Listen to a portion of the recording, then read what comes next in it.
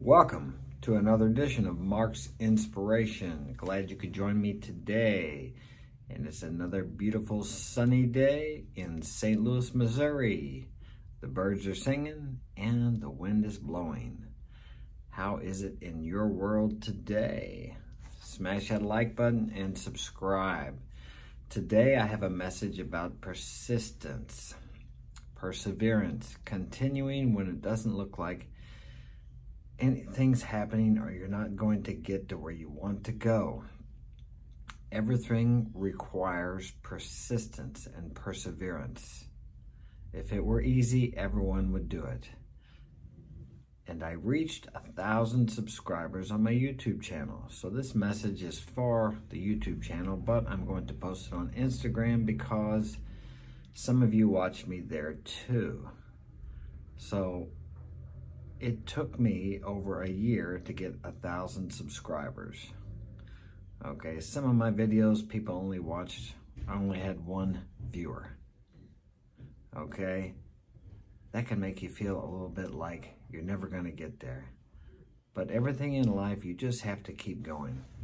I mean, there are a lot of people that say they can get you all these viewers, or you can buy fake subscribers or all of that. But if you talk to the people who are successful, who have millions of followers on YouTube, they will all tell you the same thing. The first year or two, they hardly had anybody watching their videos. And I heard Grant Cardone say the other day, I don't know if you know him, but he's a media mogul and a multi-millionaire. He said, it doesn't matter how good your product is, you just have to keep going, and it's going to take time. He was showing some of his videos from back in 2013. Even now, they only have like, I don't know, 10 or 15 views. And when he posts something on Instagram or YouTube now, he gets like millions of likes or views. So everybody that you see that's extremely successful now started out just very small. So whatever you're doing today, remember that the mighty oak started out as an acorn. The redwoods, Sequoia National Forest, those things are over 2,000 years old, some of them, and they started out as a small seed. They didn't get there overnight, and you are not going to get there overnight. You hear people talking about overnight successes. You think they're overnight successes, or the media portrays them that way, but you don't see the years and years of struggle, heartaches, heartbreaks that they have gone through to get to where they are at. That's the part you don't see. Many people only see the success and they call it luck. Those people willingly went through disappointments, discouragements, heartaches, trials and tribulations to get to where they are today. They didn't get there by giving up. They got there by persisting and persevering. And what is success? Is success 1 million subscribers on YouTube for you? Is success making $100,000 a year or $1 million a year? Is success finding a beautiful girl, marrying her, having kids and a family, and retiring from a job after 40 years of employment? It may be. Your idea of success is different from everyone else's. Earl Nightingale had a good definition of success. He said it is the progressive realization of a worthy goal or ideal. Okay, the progressive realization. He didn't say when you get to the end or when you achieve what you want. It's the progressive realization. Excuse me. It's the moving toward the goal, a worthy goal or ideal. The joy is in the journey. And this is so true. People forget that. The joy is in the journey. It's kind of cliche, but it's true. And it took me years to figure that out. I always thought when I achieved my goal, I would be happy, or I don't know if I consciously thought that, but I did believe that, because many times I would get to the goal, and yes, there's a few hours of elation, or maybe you feel good about it for a day or two, but then there's the emptiness. So if you don't enjoy your life today in this present moment while you're moving toward the goal, that is what success is, the progressive realization. Success is moving toward the goal. Yes, there's a certain satisfaction in achieving the goal and elation, but it soon dies and you have to set another goal. Think about whatever you want today. Okay, everything you have today is something you wanted yesterday. If you had everything you wanted today, whatever you see in the future that you desire, how would you feel? I mean, what would you do? Okay, you would have to set another goal. Would you just sit there and enjoy it? Let's say you wanted to retire on a beach in Bali, okay? So you're there right now, you're retired. What are you gonna do? Oh, I'm gonna enjoy myself and sit on the beach and drink pina coladas. I guarantee you, you're going to get bored with that pretty quick. So it's like when a man becomes world champion, like a world champion UFC fighter or MMA fighter. Is that it? Is that the end? I mean, he's there, that's what his goal was.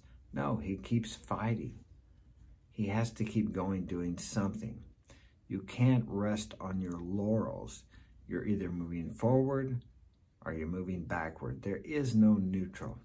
Many times people work their whole life to retire, and then they're going to travel, they're going to do this, they're going to do that. They're waiting for that time. Well, then they retire and they get sick and die within a year or two. Because by retiring from their job, they're retiring from life, and they're sending a signal to the universe that their service is finished here. The people I know who are very successful and happy never retire. They may quit a job that they worked at for 40 years, but then they do something else. They start something else. There's a certain wisdom in continuing to live your life. Many people in the nursing homes are empty and depressed because they don't feel needed anymore. They're not allowed or able to provide a service to anyone. Even a person who's a paraplegic in bed, you can think about, I can't think of his name. He was in the wheelchair. He's very famous. Hawking? David Hawking? Is that his name? You'll have to look that up.